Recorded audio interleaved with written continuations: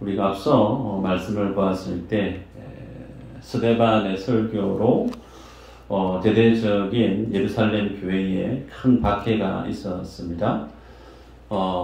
당의 공회원들과 세상의 권력을 거머쥔 자들이 예루살렘 교회를 크게 박해를 하면 예루살렘 교회가 이 지상에서 사라질 줄 알았죠. 그러나 결과는 정반대였습니다. 예루살렘 교회에 모여 있었던 성도들이 뿔뿔이 흩어져서 유대와 사마리아로 들어갔고, 흩어졌던 그들이 이 무명의 성도들이 제2의 제3의 예루살렘 교회를 그 곳곳에서 일구어 세웠던 내용을 우리가 지난 시간에 보았죠. 오늘은 그 연장선 위에 전도자 빌립이 사마리아에서 복음을 전거했고, 사마리아에서 복음이 전거되어졌을 때 마술사라고 하는 시몬이라는 자가 그 빌립과 함께 있었던 일에 대한 내용을 소개하고 있습니다. 어떤 인물인가? 9절에 이렇게 기록하죠. 그 성에 시몬이라 하는 사람이 전부터 있어 마술을 행하여 사마리아 백성을 놀라게 하며 자칭 큰 자라 하니 그랬습니다. 마술사였는데 상당한 실력을 지닌 사람이었던 것으로 이해될 수 있죠. 자칭 큰 자다. 그리고 10절에 보면 낮은 사람부터 높은 사람까지 다 따랐다. 그렇게 되어 있어요. 그러기에 사마리아에서 마술사 시몬 하면 모르는 사람이 아마 없을 정도로 나 시몬 잘 모르겠는데 아마 그 사람은 간첩이었을 수도 있습니다. 그 정도로 사마리아에서 시몬이라고 하는 그 사람은 많은 사람들의 주목을 받고 이슈가 되어졌던 인물임을 본문을 통해 알 수가 있는데, 그런데 그런 곳에 예루살렘 교회 예배하던 빌립이 사마리아로 와서 복음을 전했다는 거죠. 복음을 전했는데 그 복음을 전하면서 6절에 그렇게 기록을 합니다. 무리가 빌립의 말도 듣고 행하는 표적도 보고 한 마음으로 그가 하는 말을 따르더라. 빌립이 사마리아에서 복음을 전했는데 하나님께서 전도자 빌립이 전하는 그 모든 말에 하나님의 능력을 부여해 주셨고 표적이 따랐다는 거예요. 그러다 보니 많은 사람들이 이 빌립의 말을 따랐다 그랬습니다.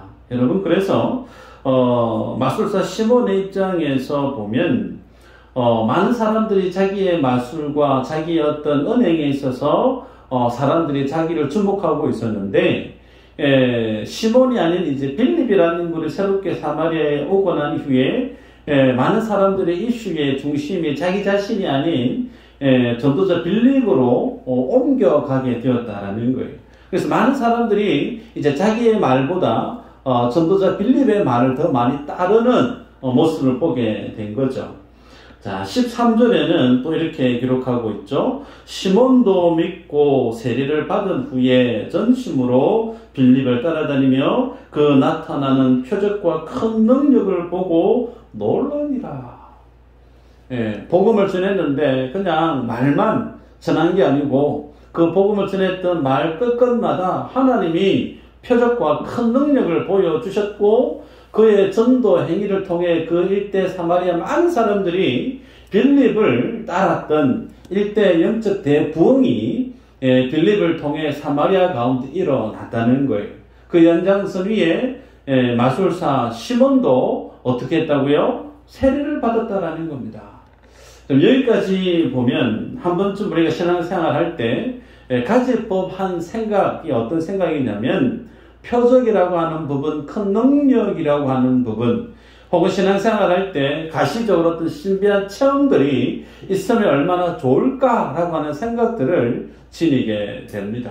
그래서 예를 들어서 내가 예수님의 말씀을 열심히 묵상하고 그래서 감동에 대해서 식구들에게, 형제들에게, 지인들에게 예수님의 말씀을 전했는데 그 말씀을 듣던 사람들이 내가 내 죄를 내가 알았다고, 내가 이제 예수님을 믿겠다고, 정말 내가 전했던 몇 마디의 간장과 같은 말씀의 깨달음을 제시했을 때 가까이 있었던 사람들이 예수님을 영접한 일이 일어난다는 거죠. 생각만 해도 가슴이 설레입니다. 혹은 내가 정말 안타까움에 아픈 병자가 있어서 간절히 기도했는데 그만 그 병이 떠나가 버리는 거예요. 고침을 받는 거예요. 혹은 귀신에 들려 있어서 정말 힘든 삶을 사는 그에게 예수 그리스도 이름으로 떠나가라 그러니까 귀신이 막 도망가 버리고 내 눈앞에서 하나님의 나의 입술을 권세를 주셔서 사도들이 행했던 표적과 큰 능력이 모든 나의 신앙의 행위 가운데 드러나면 얼마나 좋을까. 그런 생각 한번 해보신 적 있으세요? 늘 저 혼자 그런 생각 갖는 것 같네요. 그런데 여러분 그렇게 갖는 생각은 자유니까. 그런데 그 생각이 성경적인 생각일까 아니면 비성경적인 생각일까 어떨 것 같아요? 비성경적인 생각이라는 거예요. 우리가 복음을 전하고 기도를 하고 어떤 영적인 신앙행위를 했을 때 표적이 일어나고 큰 기적이 일어나면 쉽사리 많은 사람들이 감동을 받고 회심을 하고 회개하고 교회로 물밀듯 밀려와서 영적인 어떤 부흥운동이 막 일어나면 결국은 하나님께 큰 영광이 되지 않겠는가 이런 생각들을 가질 법해요. 그런데 그런 생각이 비성경적이다라는 겁니다. 왜 그런가? 여러분 결론적으로 말씀을 드리면 여러분 사람은 표적을 보고 큰 능력을 체험한다고 해서 그가 죄를 깨닫고 자신이 주님을 영접하고 주님을 믿는 믿음의 사람으로 바뀔 수 있는가? 성경은 no라고 얘기합니다. 안 그렇다라는 거예요. 예수님께서 공생의 사역을 사십니다. 많은 이적과 표적을 분명히 행하셨죠. 그런 예수님의 나아왔던 종교 지도자들과 유대인들이 당신이 메시아 맞느냐? 그러면 우리에게 표적을 좀 보여달라. 이미 예수님이 수많은 표적을 행하셨단 말이에요. 그런데도 무리들은 예수님께 우리에게 표적을 좀 보여주면 내가 믿겠다. 당신이 메시아 다음에 해당되어지는 표적 한번 보여도 그럼 내가 믿어줄게 라는 거였어요. 그런 어떤 무리들의 요구 사항에 대해서 주님이 뭐라고 말씀을 하셨느냐면 내가 보여줄 수 있는 표적이 있는데 요나의 표적 외에 내가 너희에게 보여줄 게 없다. 그렇게 주님이 말씀을 하셨단 말이죠. 그러면서 누가복음 16장에 가면 부자와 나사로의 비유 말씀을 하십니다. 나사로는 거지였는데 죽어서 어디로 가죠? 네, 감사합니다. 부자는 죽어서 어디로 가죠? 성경을 읽어가셨군요. 지옥 간 부자가 너무 그것이 괴롭고 고통스럽고 뜨거워서 눈을 들어 보니까 아브라함이 있는 거예요. 아브라함에게 호소하듯 외칩니다. 제발 내 형제들만큼은 이 지옥에 오지 않도록 해주시면 좋겠습니다. 그래서 부탁하건대 나사로를 다시금 세상에 보내서 내 형제들이 이곳에 오지 않도록 말씀을 좀 전해주시면 좋겠습니다. 라고 아브라함에게 부탁을 하죠. 그런데 아브라함이 뭐라고 답을 하느냐면 세상에 모세와 선지자들이 있는데 그들의 말을 들으면 된다라는 거예요. 그러자 지역에 있었던 부자가 또다시 얘기합니다. 그렇지 않다고. 죽었다가 살아난 사람이 가서 정말 생생하게 얘기하면 내 형제들이 정말 지옥에 대해서 천국에 대해서 제대로 알고 회개하고 지옥에 오지 않을 것 같습니다. 그러니 제발 나사로를 살려서 내 형제들에게 좀 보내서 이곳에 오지 않도록 주의 복음을 전개해 주시면 좋겠습니다. 그랬더니 아브라함 뭐라고 얘기하죠? 모세와 선지자의 말을 듣지 않으면 죽었다가 살아난 사람이 가서 얘기해도 안 듣는다는 거예요. 이 내용 아마 다 아실 겁니다. 무슨 말인가? 사람은 표적으로, 기적으로 주님을 믿을 수 있는 존재가 아니다라는 겁니다. 그러기에 여러분, 우리 마음에, 내 생각에 내가 예수님을 믿고 살아갈 때 표적이 있고 큰 권능이 기적이 나타나면 정말 좋겠다라고 하는 그 생각, 물론 생각은 자유지만 그 생각이 성경과는 아무런 상관이 없는 잘못된 생각이다라는 걸 여러분이 기억할 필요가 있습니다. 그럼에도 불구하고 계속해서 표적과 큰 권능에 대한 갈급함이 있으면 여러분 그런 어떤 생각을 지니고 살아간다라고 하면 예수님이 이 땅에 오실 필요가 없죠. 구약과 같이 동일하게 모세 같은 인물 들어 쓰시면 돼요. 엘리야와 같은 인물 들어 쓰시면 되는 거예요. 그래서 홍해를 다시금 가르고 통영의 앞바다를 주님이 갈라치시고 땅을 흔들고 놀라운 하나님 이적을 행할 많은 일꾼들 보내셔서 하나님 일하시면 됩니다. 그런데 그렇게 수많은 이적과 표적을 보여도 인생은 절대 그 마음이 하나님 앞에 자기의 죄됨을 인정하고 주님 앞에 믿음의 변화를 하나님의 자녀다움의 그 모습을 회복해 갈 수 있느냐? 불가능하다는 거예요. 인생이 자기의 죄를 깨닫고 하나님의 자녀로 거듭나서 하나님의 잔전 영화로움 이룰 수 있는 삶의 능력은 우리에게 없다는 거예요. 그것은 전적으로 성령 하나님의 주권적인 능력이 있다는 겁니다. 그래서 성령이 우리 안에 오시기 위해서는 우리 안에 죄가 없어야 돼요. 영원토록 우리 안에 죄가 없어야 된다는 거예요. 그러기 위해서 예수님 땅에 오실 수밖에 없었고 우리의 영원한 모든 죄를 주님이 짊어지시고 십자가에 죽으셔야만 성령께서 우리 안에 내주하신다라는 거예요. 그래서 구원과 구원받은 자의 삶의 그 모든 전 영역은 온전히 성령 하나님의 은혜에 의해서 이루어지는 결과이기 때문에 성도가 세상을 살아갈 때 표적이나 큰 권능에 대한 목마름을 가질 필요가 없다라는 뜻입니다. 여러분, 오늘 본문에서 표적을 쫓고 기적을 쫓는 신앙이 왜 위험하고 잘못된 것인가를 본문에 있는 시몬이라고 하는 마술사 이 사람의 케이스를 통해서 우리에게 보여줍니다. 나는 마술사와 아무런 상관이 없는 사람인 것 같은데 나와는 별개의 내용인 것 같은데 아닙니다. 내 안에도 마술사 시몬과 같은 영적인 그런 모습들이 내재되어져 있다라는 거예요. 그래서 성경 속의 본문에 드러난 시몬이 주님 앞에 서 있는 그 모습을 보면서 그 모습 속에 드러나고 있는 모습 속에 나의 모습도 있음을 자기 발견을 하라 뜻으로 주님 우리에게 이 본문을 제시하고 있다는 사실을 기억하시죠. 여러분 그러면 13절의 내용을 보면요. 시몬도 믿고 세례를 받은 후에 전심으로 빌립을 따라다니며 그 나타나는 표적과 큰 능력을 보고 놀라니라 그랬습니다. 자, 보면 마술사 시몬이 세례를 받았습니다. 여러분, 세례를 받았다라고 하는 그 의미는 많은 사람들 앞에 저 사람이 참 믿음 있는 사람이다. 야, 저 정도 되면 저 사람은 세례 받을 만하다.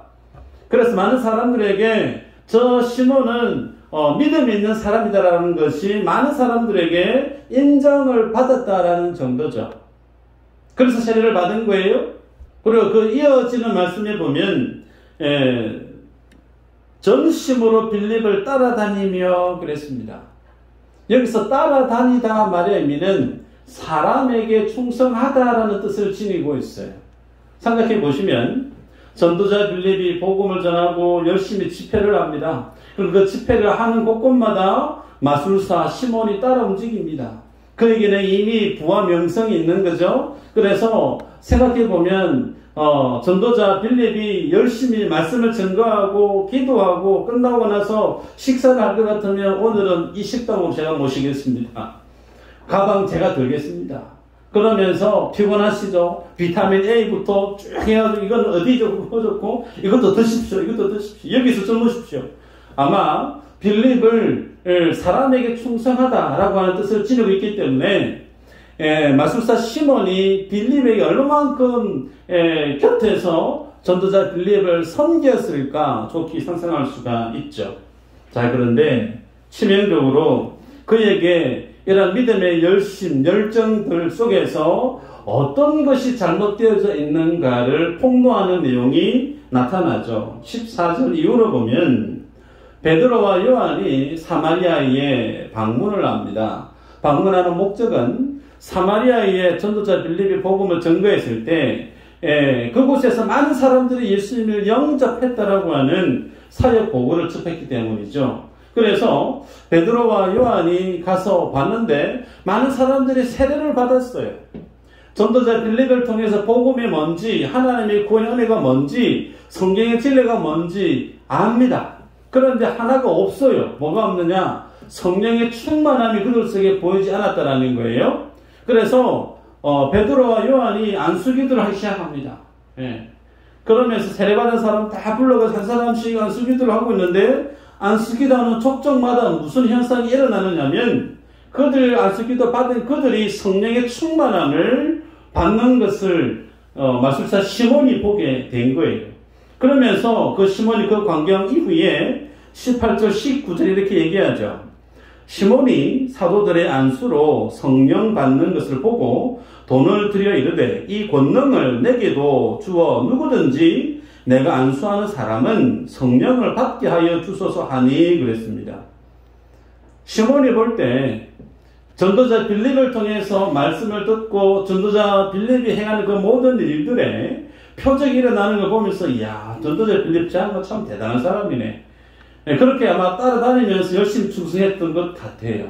그런데 빌립을 뛰어넘는 인물이 온 거예요. 베드로와 요한. 이전에 보지도 못했던 성령이 임하는 모습이 자기 앞에서 벌어지는 걸 보니 야, 이거 돈을 내가 지불했으라도 내 저거 좀 사야 되겠다. 그 마음이 들었다라는 겁니다. 그래서 자기도 안수하면 성령의 말씀이 그런 권능 내게 좀 팔아주세요. 내가 사겠습니다. 그렇게 얘기를 했다는 거예요. 자, 그 이야기 앞에 베드로가 어떻게 얘기하죠? 20절, 21절 한번 읽어볼까요? 시작.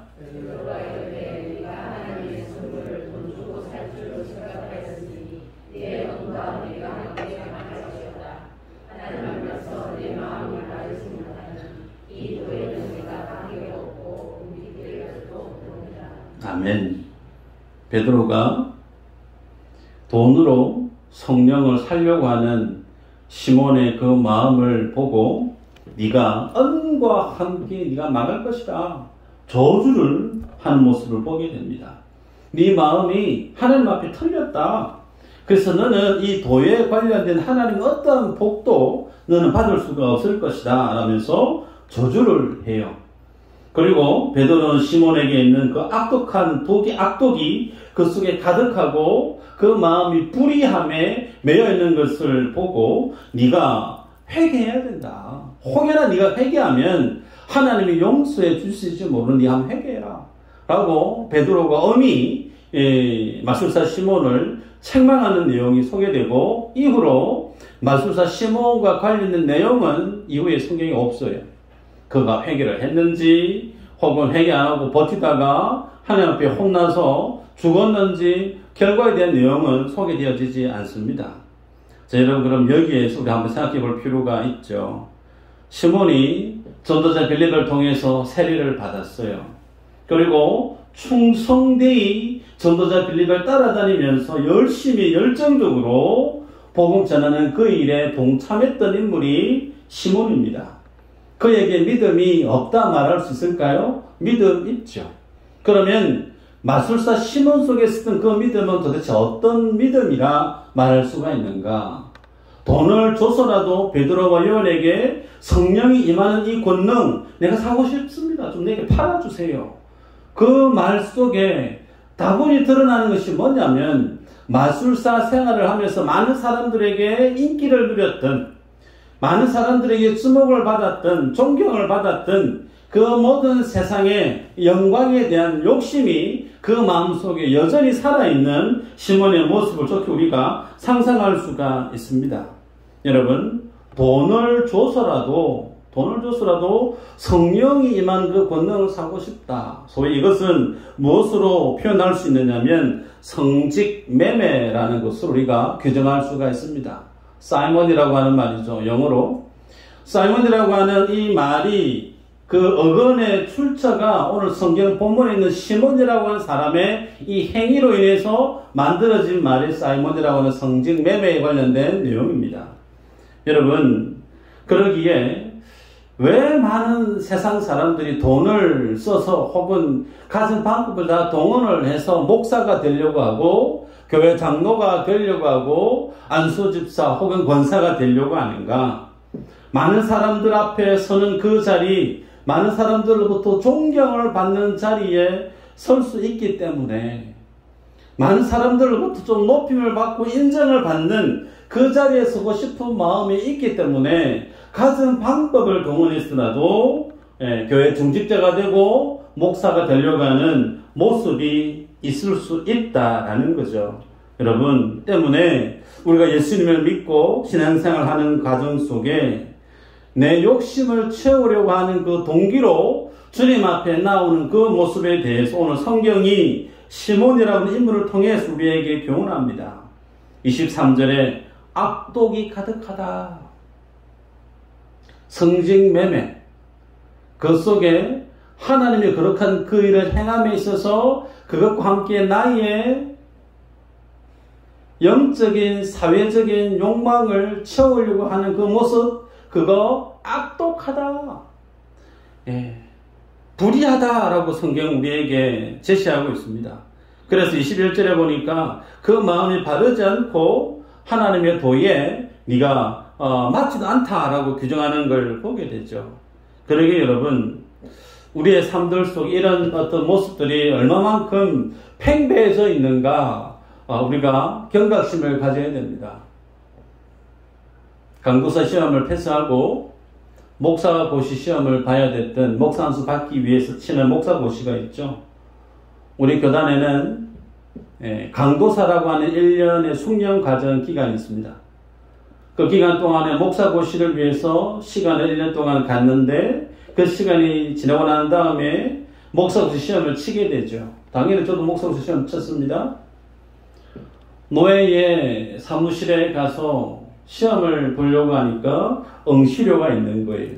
당연히 대학을 가든 어디를 가든 응시 전형료가 있으니까 있다라고 하는 그 말에 제가 수긍을 했습니다. 그런데 금액을 전해 듣고 제가 깜짝 놀랐어요. 거의 한 10몇만 이상을 돈을 내야 된다는 거예요. 그래서 강도사로 있을 때 목사고 시험을 치는데 전형료가 왜 이렇게 비싸야 되지? 궁금해서 물었어요. 노예 사무 직원 집사님이 뭐라고 얘기했냐면, 목사고시 시험 칠 때 그 목사고시 시험 채점하시는 분들이 목사님이신데, 고시부 목사님들이신데, 그 목사님들이 와서 그 일을 해야 된다는 거예요.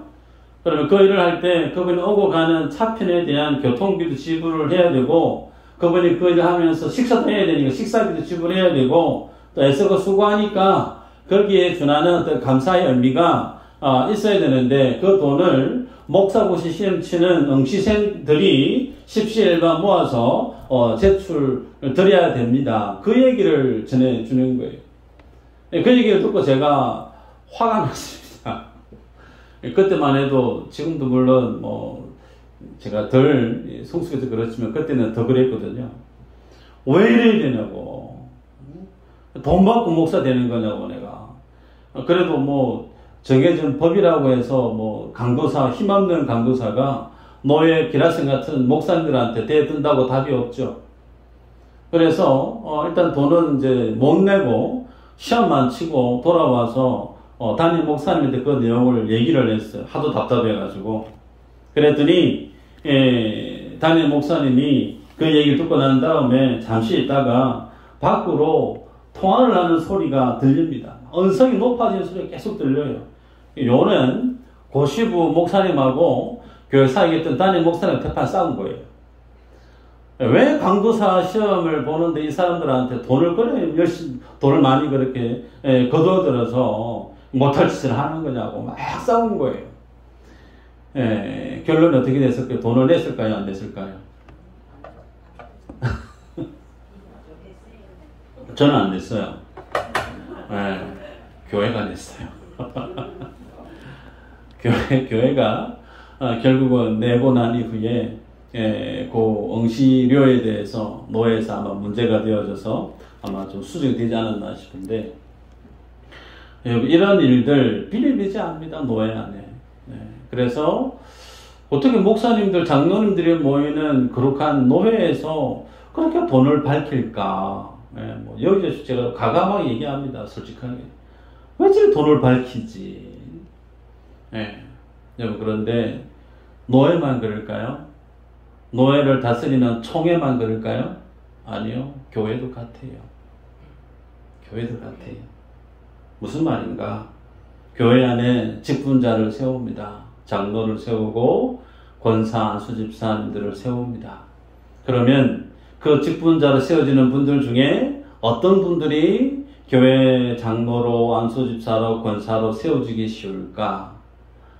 돈이 많은 분이 세워지기가 쉬워요. 왜 그렇죠? 교회 사역을 하다 보면 재정이 필요하고 그 재정의 많은 부분을 감당할 때 돈이 여유가 있는 분이 많은 부분을 감당합니다. 그러면 자연스레 많은 사람들이 그분을 주목하게 되죠. 그래서 추천을 하고 투표를 하다 보면 은혜의 사회적인 위치에 있는 분이 혹은 재정 상황이 괜찮은 분이 교회의 중직자로 세워지는 경우가 비일비재합니다. 그래서 교회 중직자로 올랐다가 물망이 올랐다가 되지 못한 분들이 넋두리처럼 던지는 말이 있어요. 교회 안에 직분을 받으려고 하면 돈 없으면 안 된다. 여러분, 그 얘기를 제가 전도하면서 다른 교회 다니시는 분, 교회 안 다니시는 분, 이전에 열심히 다니는데 교회의 잘못된 모습 때문에 상처받아서 교회 안 나오면서 이런 얘기를 할 때 제 마음이 얼마나 아픈지 몰라요. 낯이 뜨거워집니다. 교회 다니려고 해도 돈 있어야 됩니다. 얼마나 얼굴이 화끈거리는지 몰라요. 여러분, 임직할 때, 전에도 아마 우리가 이사 오기 전에 아마 그런 말씀 나눴던 것 같은데, 원칙은 그래요. 장로가 되든, 권사가 되든, 집사님이 되든, 본인이 감동이 되어져서, 헌금으로 하나님 앞에 드리는 것, 그건 누가 뭐라 하겠습니까? 그게 아닌, 그 모든 것에 있어서 돈을 받아서 뭔가를 하려고 하는 것은 분명히 성경적이지는 않습니다. 사이머니, 성직 매매, 이 부분에 대해서 우리들은 정말 유념해야 됩니다. 그래서 임직과 관련된 내용은 할 수만 있으면 교회가 그 모든 부분을 감당하는 것이 성경적이다라는 겁니다. 여러분, 헌금에 대해서도 마찬가지예요. 11조를 여러분이 합니다. 수익의 11조, 100만 원을 벌었으면 그 100만 원에 11조, 10만 원을 헌금을 해요. 11조 헌금 액수가 적어요, 많아요? 말하기 곤란하신가? 많죠. 세상 사람들, 교회 안 다니는 사람들 11조 내는 것은 율법 시대에 쓰던 건데 신약 시대에 하면 안 된다. 그러면서 신문지상의 댓글에 막 올라와 있는 내용들 참 자주 봅니다. 자, 세상 소리고 11조 헌금 중에 상당한 부분을 차지하고 있는 항목 맞습니다. 혹은 감사헌금 목록 중에 다양하게 있죠. 주정헌금도 있고 성경헌금도 있고 건축헌금도 있고 또 뭐가 있죠? 많이 있죠. 질문이에요. 헌금 왜 하죠?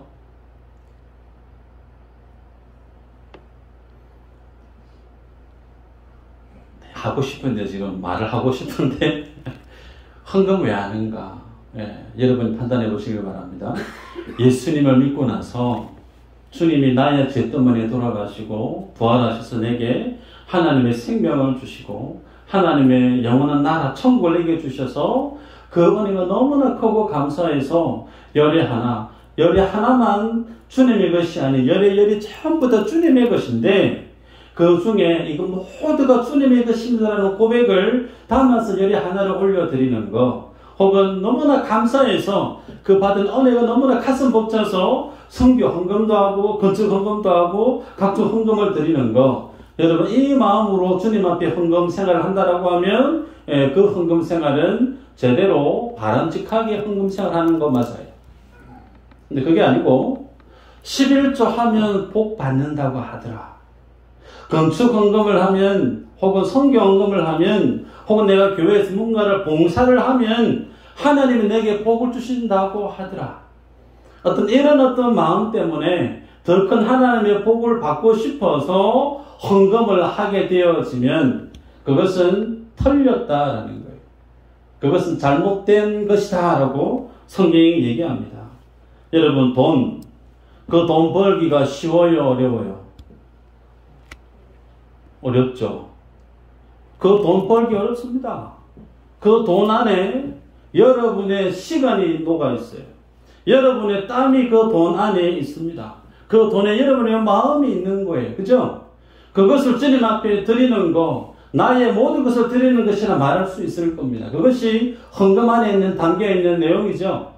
그런데 그 돈을 오늘 시몬이 뭐라고 얘기하죠? 그 돈을 내가 줄 테니 성령을 행하는 그 본능 내게 좀 달라.